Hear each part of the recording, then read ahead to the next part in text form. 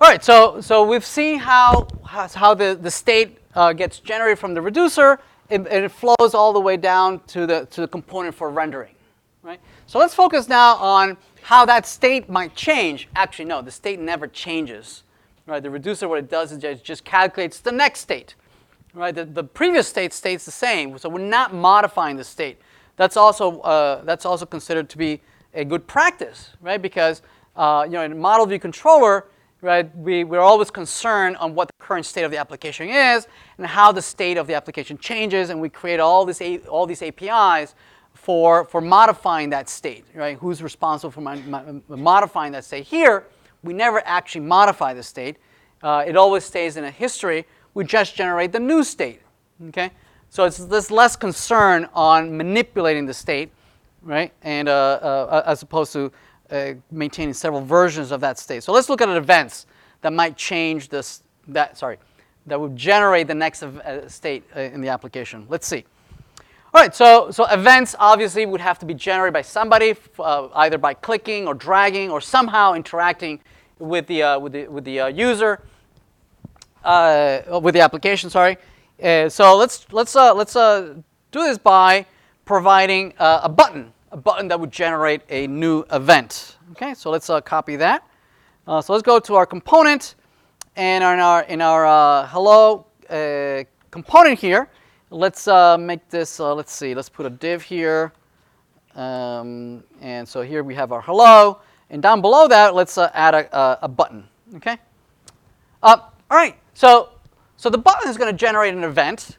Typically, if this were a component that would maintain its own state, the click event here would be handled by the component. The component would have a this.setState, and it would change somehow the state and manipulate something and change the message or do something, right? But again, it's not the responsibility of these components to maintain their own state. So they're not going to manipulate the message at all. Instead, they're going to delegate that to somebody, right, who's going to be responsible for generating the new state. Right, so we're not the responsible one, so who is? Well, we're not going to handle this. Somebody's going to handle this. Right? It's going to be passed on to us, and then somebody will be responsible for generating the new state. Okay? So to do that, eventually somehow this will be the reducer needs to be notified. Hey, reducer, something happened. I need a new state. Okay?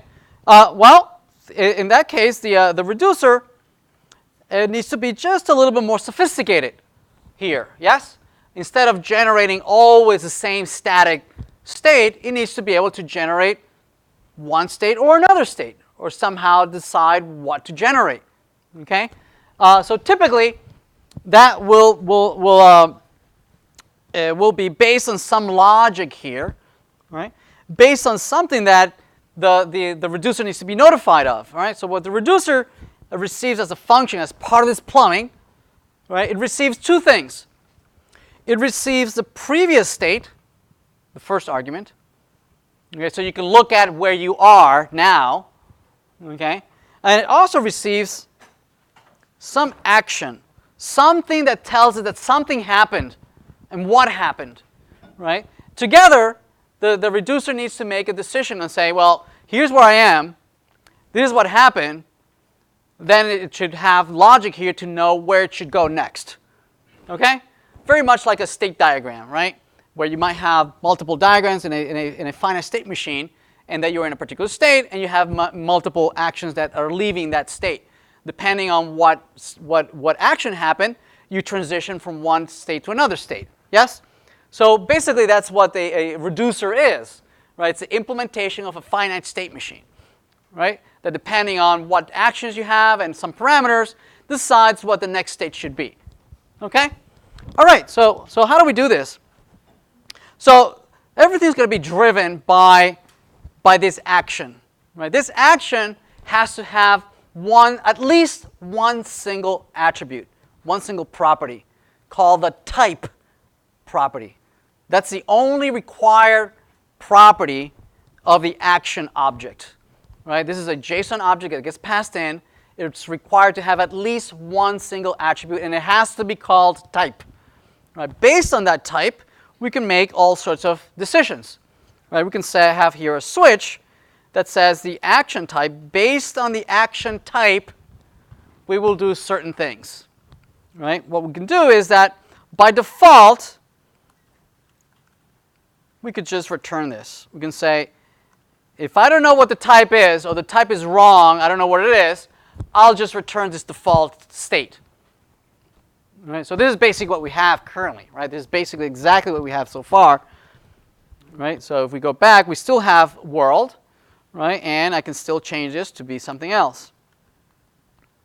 Whatever, right? So notice that it's still working, right? It doesn't know what the type is, so it goes to the default case and it returns that hard-coded value. Make sense? All right. And so the other types might be that for somehow this click of handling this click somehow reaches this reducer into a case that you have a particular string, for instance, such as click. Somehow, right, the action type becomes a click here, right, and the new state should be generated. And the new state might be that the message that I'm going to return, the new state that says that the message is click. Oh, this is let's see, what do I have here? Yeah, click. Messages or button clicked. The message is button clicked. Yes? What we don't know is that how these two talk to one another. Again, the plumbing. Right? How do we plumb? How do we go from generating this event and somehow reaching this over here, right? And instead of hitting this default case, it has this click case. Yes? Again, plumbing. This is the hardest part. How do we plumb these two worlds? How do we do that? The answer is the same as before. Right? The container is responsible for doing the mapping. Okay? Right? The container is responsible for mapping the state, and it's also responsible for mapping events. Okay? So here we have a state to property mapper. We need a event, right, to some action mapper. Right? We need to map those two things. Yes? Okay? So let's do that. Okay, so const. So we'll say action to property mapper. Okay, property mapper. Okay, but here's a little bit. It's a little bit more involved. In the state, it's just a JSON object, right? It has no behavior, right? It's just a map of data to data. Here is a map between some event that happens and some behavior, some computation, some algorithm. Okay, so it's a little bit trickier, right? But not that much trickier. This function is going to receive what is called a dispatcher, a dispatch. The dispatch is a function. So the dispatch is a function that gets passed in, right? That this map is going to use to call and pass me some data and tell me what action happened. Are there any parameters? That's the other thing that's complicated, right? Because if some events occurred, they can be parameterized as opposed to state. State is something like a map. It's just one data to another data. Here there's behavior, and behavior can be parameterized, right? So it has a little bit more complications, right? Not just data. There's also behavior. Okay, so here there's also a map.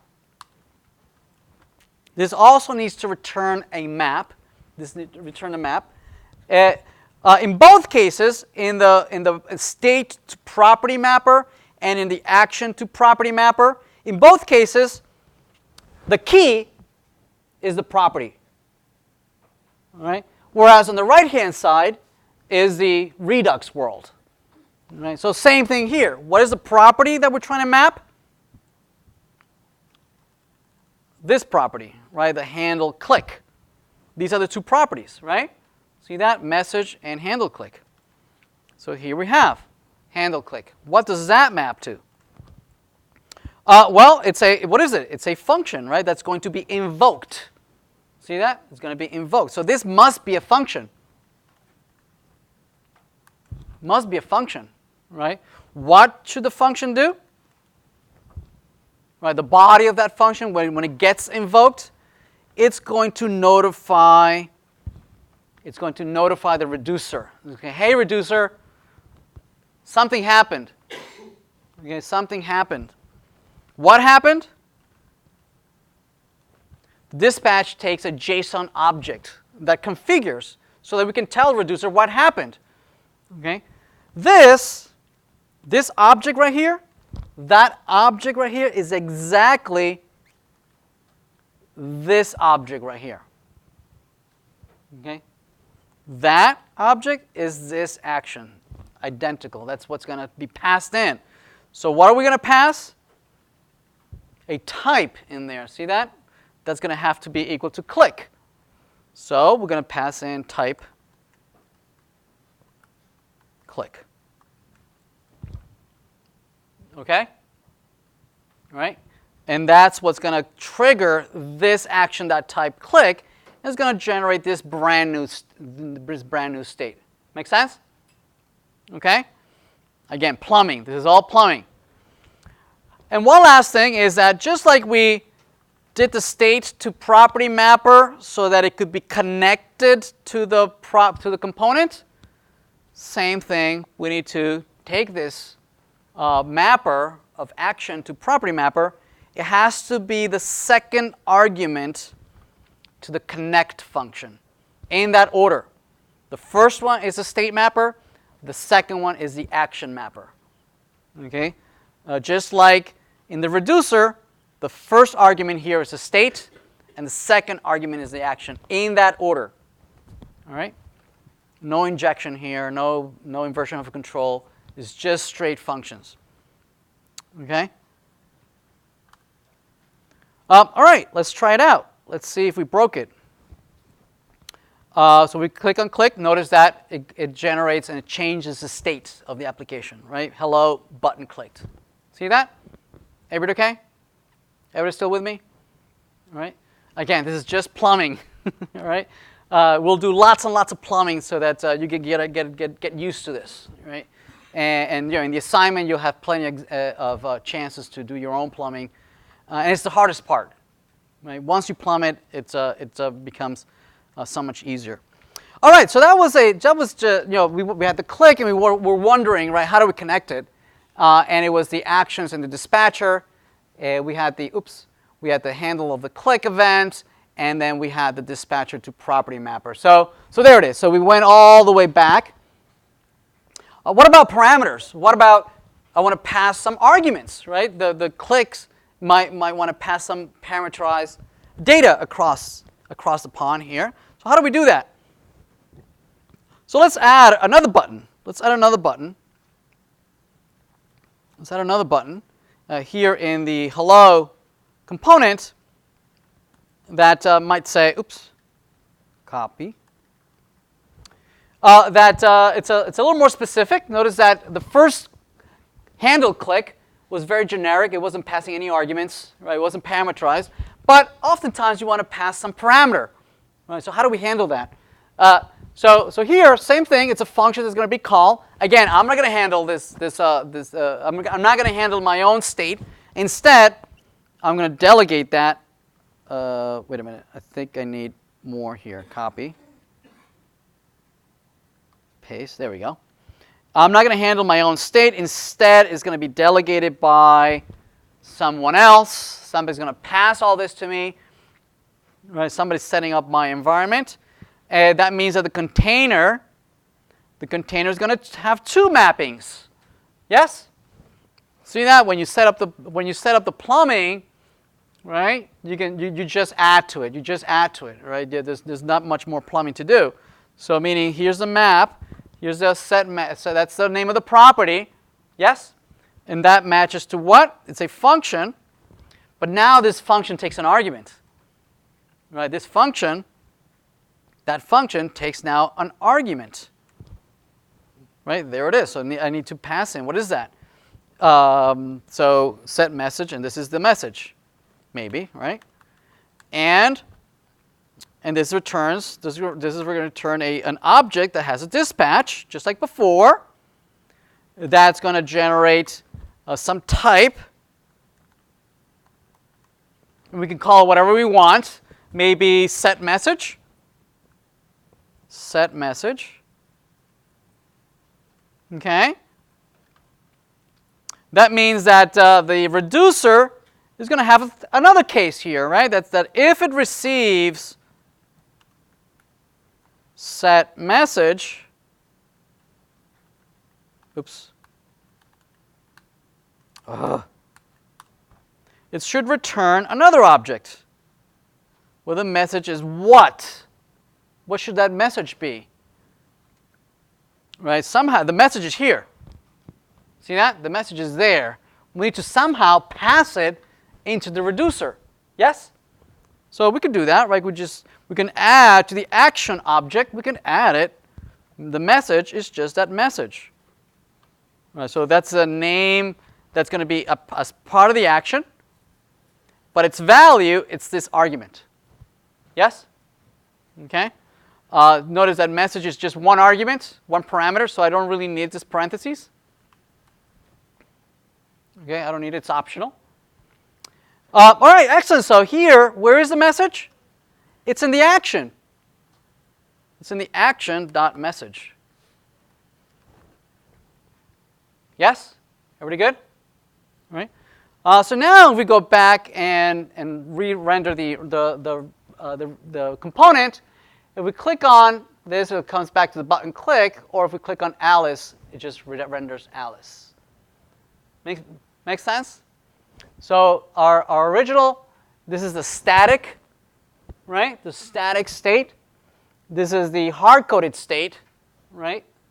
With an event, and this is an event that has a parameter that you can pass along from within the component. Everybody okay? Right? Show the component. Yep.